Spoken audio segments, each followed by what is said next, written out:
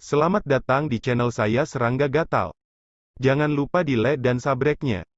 Oke, kita mulai. Tubuh Mizen hancur, dia digagalkan oleh pedang darah, dan dia ditekan di sungai panjang ruang dan waktu.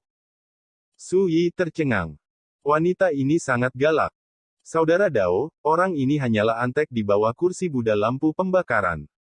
Jika itu kamu saat itu, dengan satu pikiran, antek ini bisa dimusnahkan. Wanita itu berbisik. Dia sepertinya melihat bahwa Su Yi belum membangkitkan ingatan aslinya, dan sepasang mata berwarna darah jernih menunjukkan sedikit kekecewaan. Sungguh. Su Yi menyentuh hidungnya, merasa aneh. Wajah Mizen penuh dengan kengerian, dan mendesis, apakah kamu lupa fakta bahwa para dewa bergabung untuk membunuhmu saat itu? Jari wanita. Ledakan. Pedang darah meledak ke langit, membunuh Mizen secara langsung dan menghilang sepenuhnya. Seorang utusan dewa terbunuh seperti ini. Senior, Anda baik-baik saja. Di dalam kotak perunggu, Qin Dongsu berteriak panik. Su Yi mengangkat tangannya dan melemparkan kotak perunggu itu kepada wanita itu, sambil berkata, ini tulang tanganmu. Wanita itu mengambil kotak perunggu dan mengetuk ringan kotak itu dengan ujung jarinya, teriakan panik Qin Dongsu berhenti tiba-tiba. Kamu mungkin masih sangat lemah sekarang, dan kamu tidak pernah membangkitkan ingatan masa lalumu, tetapi di masa depan, kamu pasti akan menjadi lebih kuat dari sebelumnya. Sayangnya, tidak ada banyak waktu, dan saya harus kembali ke Boundless Battlefield sesegera mungkin. Wanita itu menghela nafas pelan. Sepertinya sudah dekat, tapi rasanya seperti 9 hari lagi. Saudara Taois pasti memiliki banyak keraguan di hatinya, tetapi di masa depan, saudara Taois akan mengerti apa yang dia alami hari ini. Suara wanita itu lembut. Ketika dia berbicara, dia sepertinya menyadarinya, dan tiba-tiba mengangkat matanya untuk melihat ke kedalaman sungai panjang ruang dan waktu. Segera, dia sedikit mengernyit dan berkata, Randeng Buddha telah melihat perubahan di sini, dan mencoba untuk datang dari medan perang tanpa batas.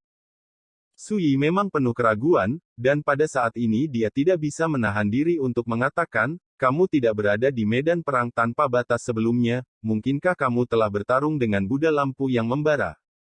Bagus. Wanita itu dengan cepat berkata, di bawah kendali saya dan rekan-rekan Tao lainnya, Sang Buddha dan musuh-musuh besar itu tidak dapat melarikan diri dari medan perang tanpa batas, dan mereka hanya dapat mengirim anteknya sekarang ke sini bertindak di tempat mereka. Su Yi terkejut, dan baru kemudian dia mengerti bahwa ada misteri lain dalam game pembunuhan hari ini. Tidak heran jika hanya utusan ilahi seperti Mizen yang muncul, ternyata, dewa telah ditembaki dan tidak punya waktu untuk peduli. Namun, bahkan jika para dewa datang sendiri dan tunduk pada aturan ketertiban, mereka hanya dapat memproyeksikan tekad mereka sendiri ke sungai panjang ruang dan waktu. Wanita itu berkata, sama seperti saya saat ini, itu hanya kekuatan kehendak. Jika dewa saya datang secara pribadi, itu tidak hanya akan diblokir oleh aturan ketertiban, tetapi juga akan serius mempengaruhi lintasan sungai kosong yang panjang ini. Dengan cara ini, mustahil untuk datang ke sini dalam ruang dan waktu yang saling terkait.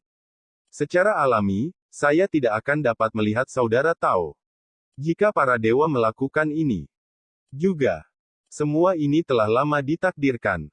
Sekarang mereka ingin berurusan dengan saudara Tao, mereka tidak dapat mengambil tindakan secara langsung, dan mereka tidak dapat benar-benar menangkap jejak saudara Tao. Mereka dapat hanya mengirim antek-antek itu untuk melakukan sesuatu. Omong-omong. Ledakan. Sungai panjang ruang dan waktu terombang-ambing dengan hebat, dan kekuatan tatanan yang tak terhitung jumlahnya menjadi ganas, memicu gelombang badai, dan tampaknya ada tanda-tanda kekacauan. Dan lorong misterius menuju tempat ini bergetar hebat pada saat ini, menunjukkan tanda-tanda kehancuran yang akan datang. Wanita itu mengerutkan kening dan menghela nafas, tidak ada waktu. Saudara Taois, pada saat terakhir ini, biarkan aku mengantarmu pulang.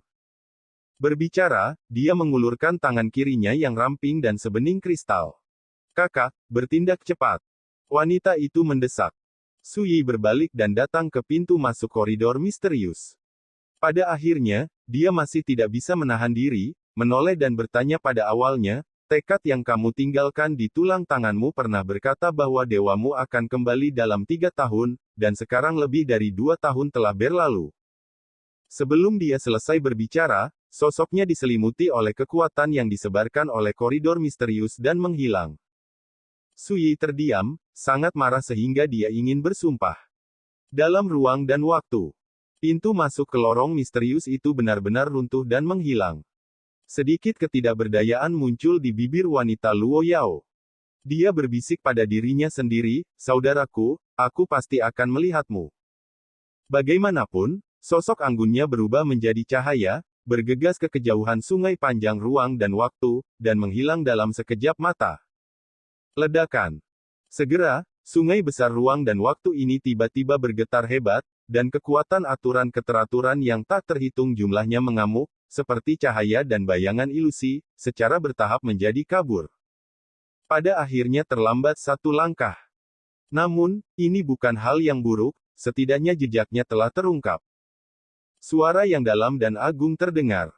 Segera, sungai panjang waktu dan ruang yang mengalir melalui ketiadaan menghilang sepenuhnya. Bahkan sosok Buddha yang berdiri di atas alas lotus pun menghilang. Tidak ada yang lain selain kegelapan seperti keheningan abadi. Sepertinya semua yang terjadi sebelumnya hanyalah ilusi. Area terbatas Xingxuan, tempat segala sesuatu disembunyikan. Apa yang terjadi? Kekuatan bencana apokaliptik yang tercakup dalam negeri berpenduduk 10.000 ini menghilang. Pria tua beralis kuning itu berteriak. Ada keributan di kerumunan di dekatnya, dan orang-orang abadi yang datang ke area terlarang Xingxuan untuk menjelajahi cara hidup mereka kali ini juga memperhatikan keterkejutan ini. Di bagian langit dan bumi yang semula tertutup lautan kabut ini, kabut yang bergulir dengan cepat memudar. Kekuatan dahsyat yang menembus kabut juga menghilang. Perubahan semacam ini membuat makhluk abadi imajiner itu berbau berbeda. Nafas abadi. Tiba-tiba, monster tua ini tidak bisa tenang, semuanya fokus. Tak lama kemudian, mereka semua girang, menunjukkan ekstasi. Ya, itu adalah nafas keabadian. Meskipun sangat lemah, itu memang kekuatan aturan keabadian. Seseorang berteriak dan merinding. Apakah ini berarti kehidupan yang kita cari akan benar-benar muncul? Seseorang bergumam. Pasti begitu. Pasti begitu. Seseorang menari dengan gembira. Bagi sosok-sosok abadi yang telah menjadi jiwa yang mati ini, pergolakan di hadapan mereka bagaikan Injil dari surga, sehingga mereka semua melihat harapan untuk memecahkan kesulitan mereka sendiri.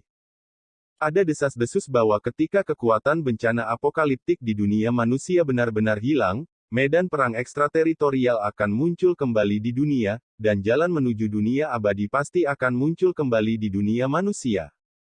Semua ini apakah ini benar-benar akan terjadi? Seseorang sangat gembira, terengah-engah karena kegembiraan. Sebelum akhir era Dharma, dunia manusia pada waktu itu terhubung dengan negeri dongeng, dan siapapun yang naik ke puncak dapat pergi ke medan perang di luar wilayah, memasuki jalan penerimaan, dan pergi ke negeri dongeng. Pada saat itu, para tokoh besar di dunia peri juga bisa datang ke dunia dan berjalan di dunia. Bahkan beberapa karakter yang tidak ingin pergi ke dunia peri dapat tinggal di dunia dan menjadi peri yang bahagia dan bahagia. Dan dengan pecahnya bencana apokaliptik itu, semuanya berubah. Jalan menuju bulu telah dihancurkan. Medan perang di luar telah hilang. Gerbang negeri dongeng ditutup selamanya. Bahkan orang-orang abadi yang tersebar di dunia tidak luput, dan terkena bencana seperti para biarawan di dunia. Atau mati total. Atau menjadi hantu dan hantu, jatuh ke dalam keheningan tahun tanpa akhir. Saat ini, perubahan drastis sedang terjadi di dunia, jalur berbulu telah muncul kembali, banyak jiwa mati telah terbangun dari keheningan, dan karakter berbulu baru telah lahir di dunia satu demi satu. Tidak perlu diragukan lagi, semua ini adalah pertanda bahwa dunia emas akan datang. Setelah melalui kehancuran akhir di era akhir Dharma, kini, kehidupan baru yang belum pernah terjadi sebelumnya telah lahir di dunia ini. Ini seperti waktu yang menyenangkan. Pada saat ini, ketika saya menyadari bahwa kekuatan bencana apokaliptik yang diselimuti di area terbatas Xingxuan menghilang, ketika saya merasakan bahwa gumpalan napas milik aturan keabadian dihidupkan kembali. Monster tua yang hadir mungkin tidak mengerti apa maksudnya. Di tahun-tahun mendatang, aturan keabadian secara bertahap akan pulih di dunia manusia, dan medan perang ekstrateritorial yang telah menghilang untuk selamanya pasti akan muncul kembali di dunia. Bahkan jalan menuju negeri dongeng juga akan muncul. Dan semua ini akan mengubah situasi makhluk abadi imajiner ini. Saya beruntung, terima kasih kepada sesama Taoisu karena telah membantu mengangkat kekuatan kutukan pada tubuh saya, jika tidak, bahkan jika dunia emas ini datang dan aturan keabadian muncul kembali, generasi saya ditakdirkan untuk melewatkannya. Seseorang melakukannya. Sebuah kata yang disetujui semua orang. Beberapa orang naik dan turun dan bergumam, saya menduga bahwa pergolakan yang kita saksikan saat ini kemungkinan besar adalah pekerjaan rekan Taoisu. Apakah ini masih diragukan? Baru sehari yang lalu, rekan Taoisu pergi ke kedalaman tempat 10.000 harta ini, dan sehari kemudian, tempat 10.000 harta telah mengalami perubahan drastis seperti itu. Itu sama sekali bukan kebetulan. Seseorang berbicara dengan keras. Teman Su bertanggung jawab atas reinkarnasi. Ini adalah musuh dari malapetaka apokaliptik. Pasti teman Su yang mematahkan kutukan malapetaka dalam satu gerakan, dan mengantarkan era baru di dunia ini. Seseorang tampak panik, dengan kata lain, dia mengubah dunia sendirian. Mendengar ini, monster tua beralis kuning tidak tahan lagi, mengangkat tangannya dan menepuk pahanya, menghela nafas. Ini kali ini tempat ini, aku hanya ingin mengatakan. Langit tidak melahirkan Tuan Su, usianya seperti malam.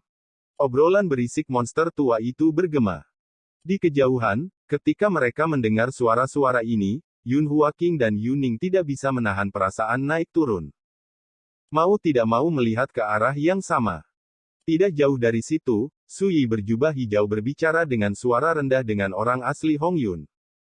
Siapa yang bisa percaya bahwa pemuda seperti itu yang menginjakan kaki di jalan kenaikan telah melewati reruntuhan dan membunuh seorang malaikat? Siapa yang berani membayangkan bahwa perubahan drastis di area terlarang Xingxuan hari ini semuanya disebabkan oleh Su Yi? Prasasti terkutuk telah menghilang. Reruntuhan juga telah menghilang dari dunia. Sejak saat itu, dengan pemulihan aturan abadi, dunia ini akan mengantarkan perubahan baru. Memikirkannya membuat orang menantikannya, dan mood pun melonjak. Apakah rekan-rekan Taois sudah melihat asal saya? Orang asli Hong Yun ragu-ragu sejenak, tetapi bertanya. Su Yi mengangguk. Orang asli Hong Yun, nama keluarga Ning. Keturunan, Nansuan Immortal King, penguasa ke-8 dari Central Immortal Court. Klan Nansuaning, adalah salah satu keluarga kerajaan abadi tertua di alam abadi. Untuk mengenang Wang Ye ke-6, nenek moyang klan Nansuaning semuanya adalah karakter pengaktif.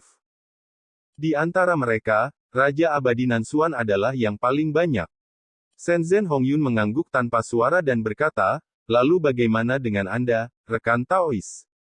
Nah, yang saya bicarakan adalah identitas Anda sebelumnya. Bukankah kamu sudah melihat beberapa petunjuk?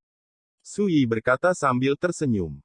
Orang asli Hong Yun berkata dengan terkejut, kamu benarkah reinkarnasi dari orang gila pedang? Maniak pedang. Kepala 10 Raja Abadi di Pengadilan Abadi Pusat. Peri pedang utama di dunia peri. Dia terobsesi dengan pedang, dan mendominasi dan paranoid.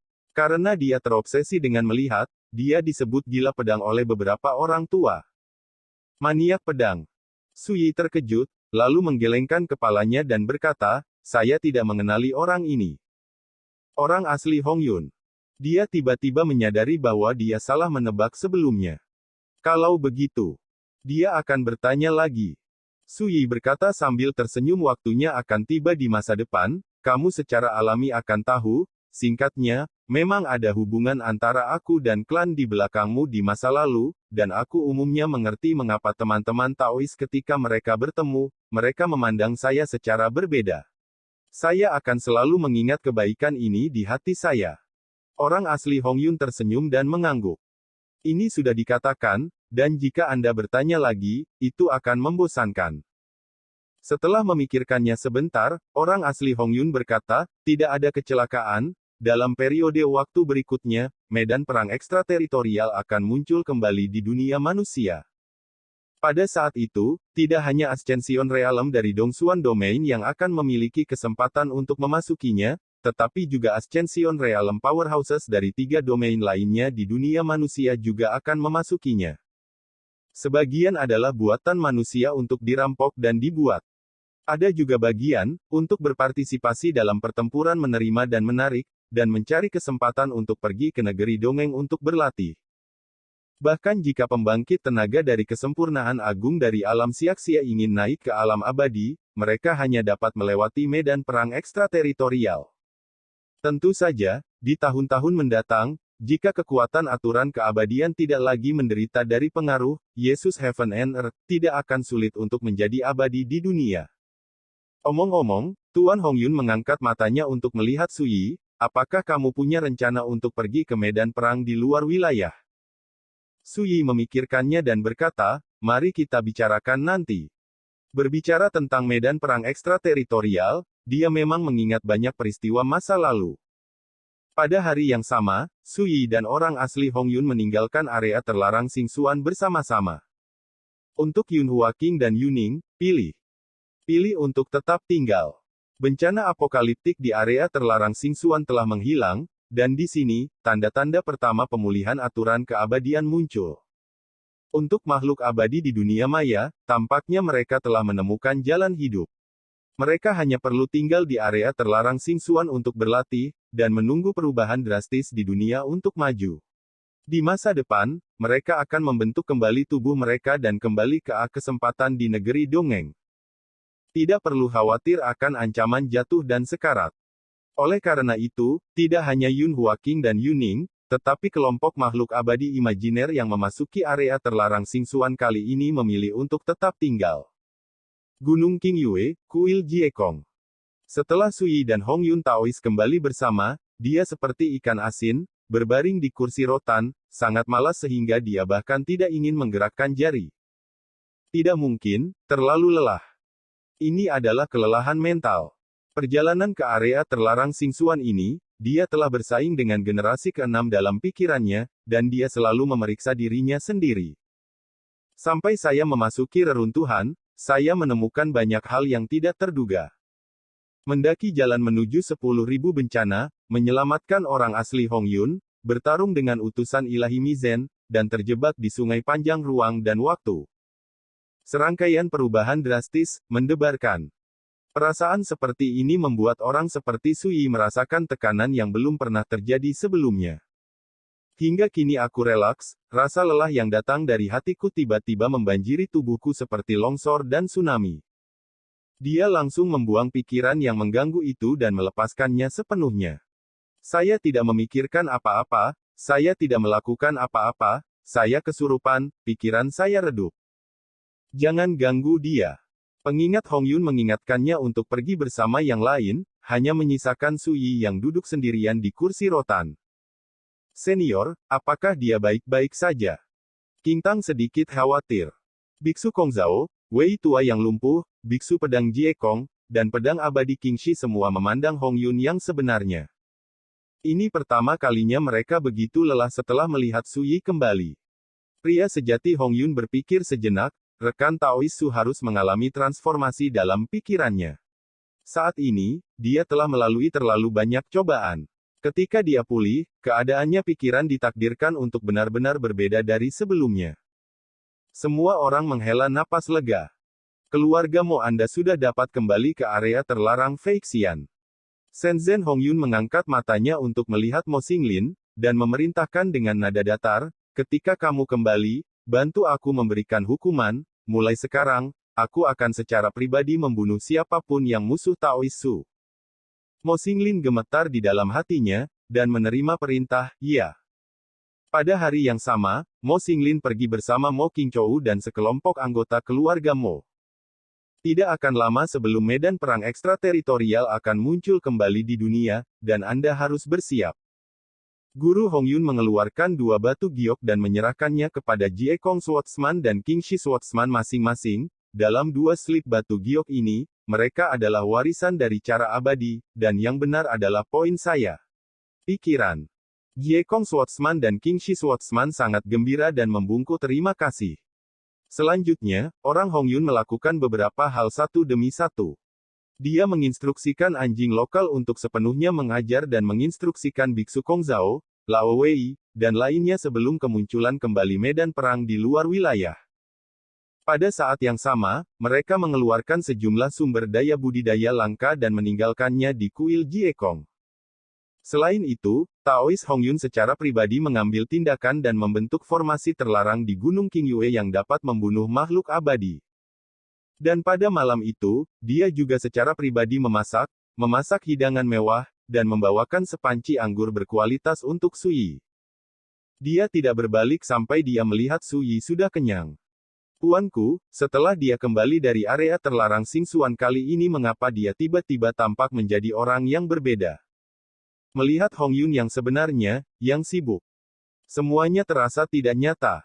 Akhirnya, Tugou masih tidak bisa menahan diri, dan memanfaatkan kesempatan waktu luang Master Hongyun, dan bertanya, "Tuhan, bagaimana kabarmu?"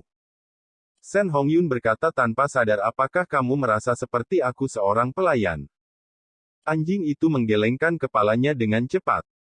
Shenzhen Hongyun sedang duduk di bawah pohon besar, memandangi bintang-bintang di langit malam, menghela nafas pelan, dan berbisik pelan, "Dia terlalu lelah, aku hanya ingin membantu dia melakukan beberapa hal dalam kekuatannya, setidaknya untuk tidak membiarkan dia menghabiskan pikirannya pada hal-hal sepele ini.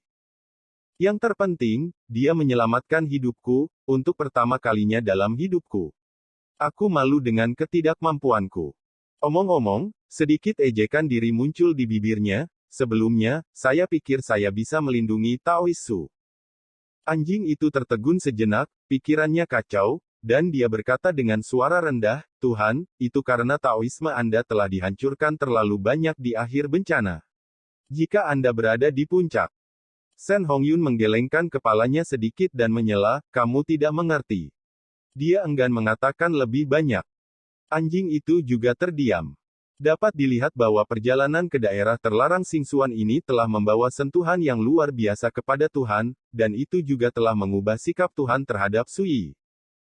Shenzhen Hongyun tiba-tiba berkata, "Sing, ketika medan perang ekstrateritorial muncul, ayo pulang dan lihat." "Bagus." Anjing itu setuju tanpa ragu-ragu.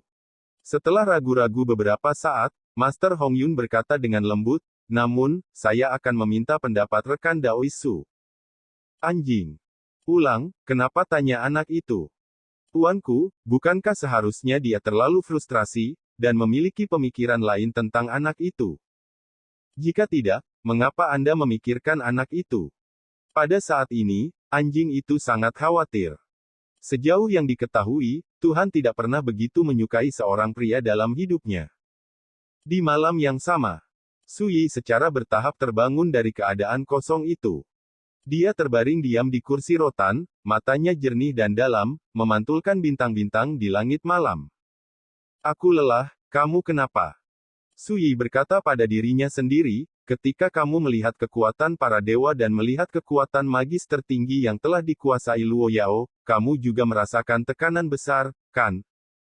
Lagi pula, Buddha lampu pembakaran masa lalu, itu adalah dewa yang sebenarnya, dan bahwa Mizen adalah utusan ilahi, namun, Luo Yao dapat melintasi sungai panjang ruang dan waktu hanya dengan kekuatan akankah membunuh Mizen, melenyapkan kekuatan tatanan Buddha lampu pembakaran di masa lalu, seberapa menakutkan ini? Ini juga merupakan kekuatan yang tidak kamu pahami ketika kamu pertama kali berdiri di puncak Immortal Dao. Kalau tidak, ketika Anda berkeliaran di sungai panjang zaman itu, ketika Anda menghadapi ancaman larangan para dewa, mengapa Anda harus mengungsi terlebih dahulu?" Su Yi menghela nafas pelan di dalam hatinya, tidak heran suasana hatiku sangat rendah setelah kembali dari daerah terlarang Xingxuan, dan aku bahkan merasa sedikit tertekan dan tertekan. Ternyata itu semua berkat kepadamu. Tentu saja, saya juga. Mungkin, ini yang disebut kasihan pada penyakit yang sama, jadi, aku tidak berhak menertawakanmu. Tapi, mata Su Yi yang dalam dan jernih diam-diam menjadi tegas, dan berkata dengan lembut, "Aku akan melakukan apa yang tidak bisa kamu lakukan di masa depan. Musuh yang tidak bisa kamu bunuh, akan kubunuh.